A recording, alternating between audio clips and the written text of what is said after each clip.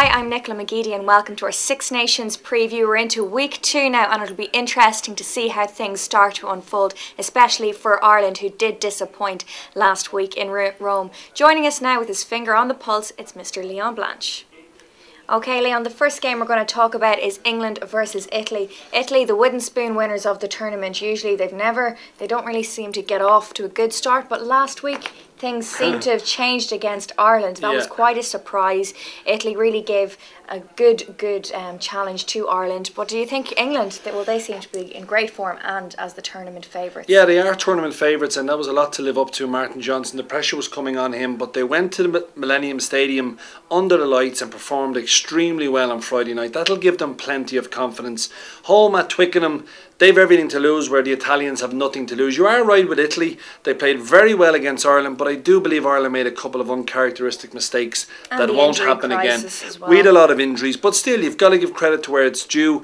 Italy are coached by a South African who absolutely knows rugby inside out, so they have improved.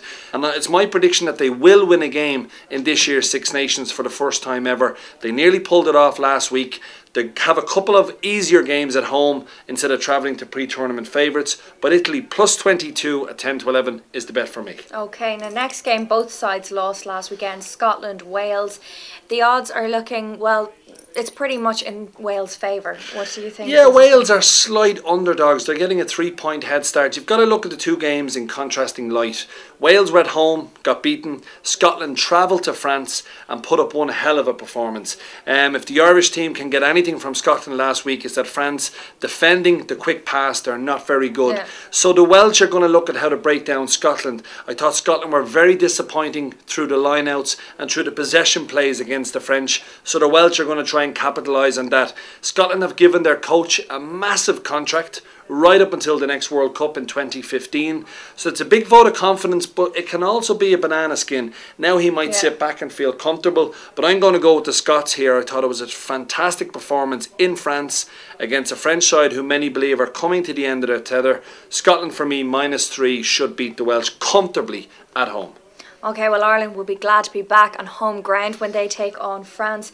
Ireland, well, Brian O'Driscoll is going to be hungrier than ever now that he's coming to the end of a stellar career. I don't know how long he's got left, but looking at the side, we've got a few people back on board. How do you think this is going to go? Yeah, we certainly do have a few people back, and none more important than Jamie Heaslip. He will be Irish captain when O'Driscoll finally hangs up his boots, but Heaslip is a massive plus at number 8.